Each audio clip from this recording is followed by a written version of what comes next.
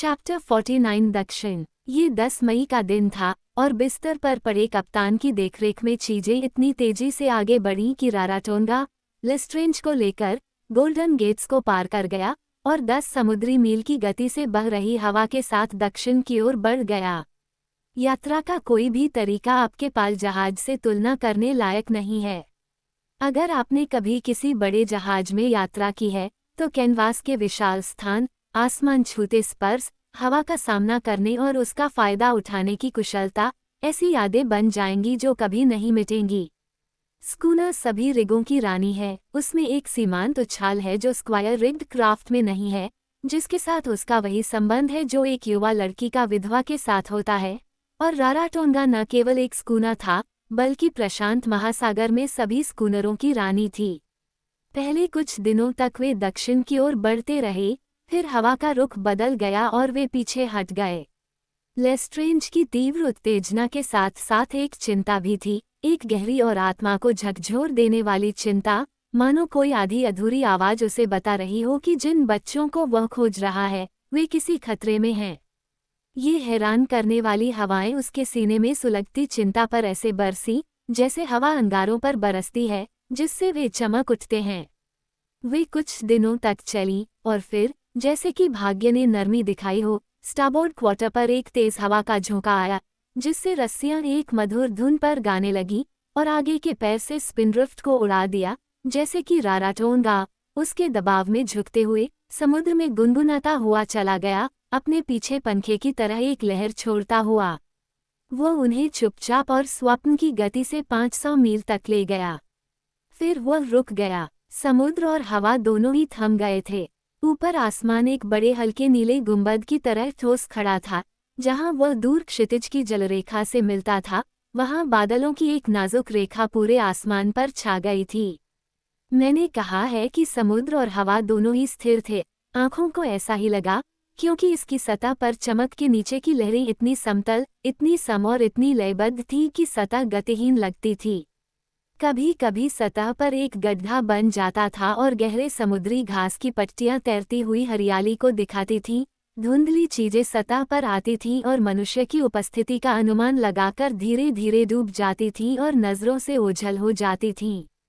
2 दिन बीत गए जिन्हें कभी वापस नहीं लाया जा सका और फिर भी शांति बनी रही। तीसरे दिन की सुबह उत्तर उत्तर पश्चिम से हवा चलने लगी और वे अपना रास्ता जारी रखते रहे। कैनवास का एक बादल हर पाल खींच रहा था और अगले पैर के नीचे लहरों का संगीत। कैप्टन स्टैनिस्ट्रीट अपने पेशे में एक प्रतिभाशाली व्यक्ति थे। वह किसी भी अन्य व्यक्ति की तुलना में स्कूनर से अधिक गति प्राप्त कर सकते थे और बिना किसी स्टिक को खोए अधिक कैनवास ले जा सकते थे।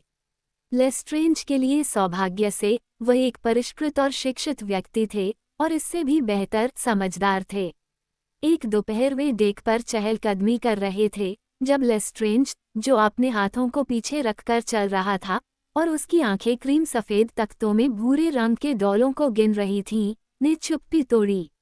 आप स्वप्न और दर्शन में विश्वास नहीं करते, तुम्हें ये कैसे पता? दूसरे ने जवाब दिया। ओह, मैंने तो इसे केवल एक प्रश्न के रूप में रखा है। अधिकांश लोग कहते हैं कि वे ऐसा नहीं करते। हाँ, लेकिन ज्यादातर लोग ऐसा करते हैं। मैं करता हूँ, लेस्ट्रेंज ने कहा। वह एक क्षण के लिए चुप हो गया। आप मेरी परेशानी को इतनी अच्छी तरह से जानते हैं कि मैं आपको इसके बारे में बताकर परेशान नहीं करूँगा, लेकिन हाल ही में मेरे अंदर एक भावना आ गई है। यह एक जागते हुए सपने की तरह है। हाँ, मैं ठीक से समझा नहीं सकता क्योंकि ऐसा लगता है जैसे मैंने कुछ ऐसा देखा जिसे मेरी बुद्धि समझ नहीं सकी या जिसकी छवि नहीं बना सकी। मुझे लगता है मैं जानता हूँ कि आपका मतलब क्या है। मुझे नहीं लगता कि आप ऐसा सोचते हैं। ये कुछ अजीब बात है।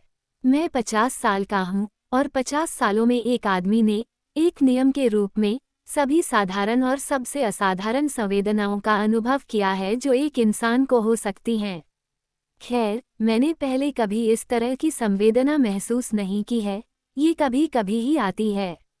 मैं देखता हूँ, जैसा कि आप कल्पना कर सकते हैं, एक छोटा बच्चा देखता है और ऐसी चीजें मेरे सामने होती हैं जिन्हें मैं समझ नहीं पाता। ये संवेदना मेरी शारीरिक आंखों से नहीं आती है, बल्कि मन की किसी खिड़की से आती है, जिसके सामने एक पर्दा खींचा हुआ है। ये तो अजीब बात है, स्टैनिस्ट्रीट ने कहा, जिसे यह बातचीत ज्यादा पसंद नहीं आई, क्योंकि वह एक स्कूनर कप्तान और एक साधारण व्यक्ति था, हालांकि वह काफी बुद्धिमान और सहानुभूतिपूर्ण था। ये कुछ मुझे बताता है, लेस्ट्रेंज ने कहा, कि खतरा मंडरा रहा है। उसने रुककर 1 मिनट रुककर फिर स्टैनिस्ट्रीट की राहत के लिए कहा, अगर मैं इस तरह बात करता हूं तो तुम सोचोगे कि मैं अपने दिमाग में ठीक नहीं हूं। चलो इस विषय को छोड़ दें, चलो सपनों और शगुन को भूल जाएं और वास्तविकताओं पर आएं। तुम्हें पता है कि मैंने बच्चों को कैसे खो दिया, तुम्हें पता है कि मैं उन्हें उस जगह पर कैसे ढूंढ सकता हूं जहां कैप्टन फाउंटेन ने उनके निशान पाए थे। वो कहता है कि द्वीप निर्जन था, लेकिन वह निश्चित नहीं था। नहीं, स्टैनिस्ट्रीट ने जवाब दिया, वह केवल समुद्र तट के बारे में बात कर रहा था। हाँ, खैर, मान लीजिए कि द्वीप के दूसरी तरफ मूल निवासी थे जिन्होंने इन बच्चों को ले लिया। यदि ऐसा है, तो वे मूल निवासियों के साथ बड़े होंगे और जंगली बन गए। हाँ, लेकिन पोलिनेशियाई लोगों को वास्तव में जंगली नहीं कहा जा सकता, वे बहुत ही सभ्य लोग हैं। मैंने उनके बीच काफी समय तक घूमा है, और एक कनक एक गोरे आदमी जितना ही गोरा है, जो कि बहुत कुछ नहीं कह रहा है, लेकिन ये कुछ है। अधिकांश द्वीप अब सभ्य हैं।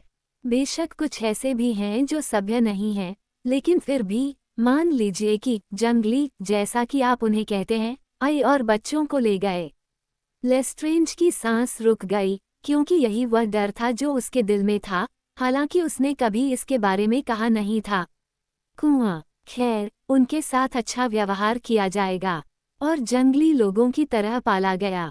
मुझे ऐसा लगता है। लेस्ट्रेंज ने आह भरी। देखो, कप्तान ने कहा, बातें तो अच्छी हैं, लेकिन मैं ये मानता हूँ कि हम सभ्य लोग बहुत दिखावा करते हैं, और असभ्य लोगों पर बहुत दया करते हैं। ऐसा कैसे? एक आदमी क्या चाहता है सिवाय खुश रहने के? हाँ, अच्छा, गर्म जलवायु में एक नंगे जंगली से ज्यादा खुश कौन हो सकता है? ओह, वो काफी खुश है, और वो हमेशा कोरोबोरी पकड़े नहीं रहता। वो एक सज्जन व्यक्ति है, उसका स्वास्थ्य एकदम ठीक है, वह प्रकृति के साथ आमने सामने रहने के लिए पैदा हुए व्यक्ति जैसा जीवन जी रहा है। वह दफ्तर की खिड़की से सूरज या फैक्ट्री की चिमनियों के धुएं से चांद नहीं देख पाता, खुश और सभ्य भी है, लेकिन भगवान का शुक्र है, वह कहाँ है? गोरों ने उसे बाहर निकाल दिया है। 1 या 2 छोटे द्वीपों में आप उसे अभी भी पा सकते हैं, उसका 1-2 टुकड़ा। मान लीजिए, लेस्ट्रेंज ने कहा, मान लीजिए कि उन बच्चों को प्रकृति के आमने सामने बड़ा किया गया होता। हाँ, वह स्वतंत्र जीवन जीना। हाँ, तारों के नीचे जागना। लेस्ट्रेंज अपनी आंखें स्थिर करके बोल रहा था, जैसे कि किसी बहुत दूर की चीज पर, सूरज ढलते ही सो जाना, ताज़ी हवा को महसूस करना, जैसे कि यह हमारे ऊपर, उनके चारों ओर बह रही हो। मान लीजिए कि वे ऐसे ही होते, तो क्या उन्हें उस जगह लाना क्रूरता नहीं होगी जिसे हम सभ्यता कहते हैं? मुझे लगता है कि ऐसा होगा, स्टैनिस्ट्रीट ने कहा। लेस्ट्रेंज ने कुछ नहीं कहा, लेकिन अपना सिर झुकाए तथा अपने हाथ पीठ के पीछे रखे देख पर चहलकदमी जारी रखी। एक शाम सूर्यास्त के समय, स्टैनिस्ट्रीट ने कहा, आज दोपहर के हिसाब से हम द्वीप से 240 मील दूर हैं। हम इस हवा के साथ भी 10 नॉट की रफ्तार से जा रहे हैं, हमें कल इस समय इस जगह पर पहुंच जाना चाहिए। उससे पहले अगर मौसम ताज़ा हो जाए तो। लेस्ट्रेंज ने कहा, मैं बहुत परेशान हूँ। वह नीचे गया, और स्कूना कप्तान ने अपना सिर हिलाया, और एक रटलिन के चारों ओर अपना हाथ लपेटते हुए, अपने शरीर को नाव की कोमल गति के साथ दे दिया, जैसे वह सूर्यास्त के किनारे किनारे आगे बढ़ रही थी, जो शानदार था और समुद्री आंखों के लिए अच्छे मौसम से भरा हुआ था। अगली सुबह हवा उतनी ताज़ा नहीं थी, लेकिन रात भर यह काफ़ी अच्छी तरह से बह रही थी, और राराटोंगा ने अच्छा रास्ता तय किया था। लगभग 11 बजे ये कम होने लगी। ये सबसे हल्की नौकायन हवा बन गई, जो पालों को खींचने और लहरों को पीछे घुमाने के लिए पर्याप्त थी। अचानक स्टैनिस्ट्रीट, जो लेस्ट्रेंज से बात कर रहा था, मिज़िन रटलिन पर कुछ फीट ऊपर चढ़ गया और अपनी आंखों को छाया दिया। यह क्या है? लेस्ट्रेंज ने पूछा। नाव, उसने जवाब दिया। मुझे वह शीशा दे दो जो तुम्हें वहां गोफन में मिलेगा। उसने शीशा सीधा किया और बिना कुछ बोले काफी देर तक देखता रहा। यह एक नाव है जो बह रही है, एक छोटी नाव, इसमें कुछ भी नहीं है। रुको, मुझे कुछ सफेद दिखाई दे रहा है, मैं इसे नहीं देख पा रहा हूँ। नमस्ते, पहिए पर बैठे व्यक्ति से इसे स्टारबोर्ड की ओर एक पॉइंट और आगे रखो। वह डेक पर चढ़ गया। हम उसके पीछे जा रहे हैं। क्या उसमें कोई है? लेस्ट्रेंज ने पूछा। ठीक से समझ नहीं पा रहा हूँ, लेकिन मैं व्हेल बोट को नीचे उतार दूंगा और उसे अपने पास ले आऊंगा। उन्होंने व्हेल बोट को बाहर लाने और उसमें मानव तैनात करने का आदेश दिया।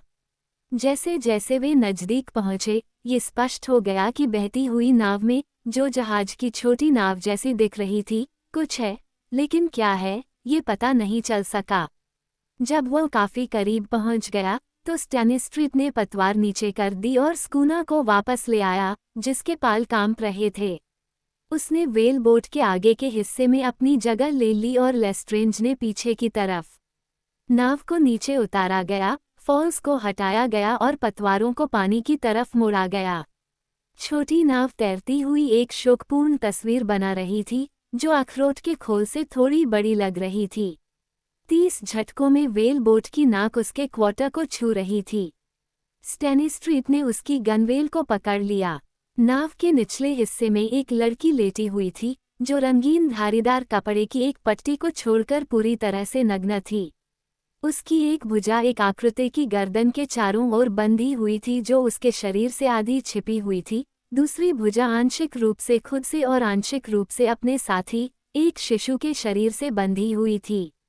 वे मूल निवासी थे, जाहिर है, किसी अंतर्द्वीपीय स्कूना से किसी दुर्घटना के कारण बर्बाद हो गए या खो गए। उनके स्तन धीरे धीरे ऊपर नीचे हो रहे थे, और लड़की के हाथ में किसी पेड़ की एक शाखा थी, और शाखा पर एक मुरझाया हुआ बेर था। क्या वे मर गए हैं? लेस्ट्रेंज ने पूछा, जिसने अनुमान लगाया था कि नाव में लोग हैं, और जो व्हेल बोट के पिछले हिस्से में खड़ा होकर देखने की कोशिश कर रहा था। नहीं, स्टैनिस्ट्रीट ने कहा, वे सो रहे हैं। अंत।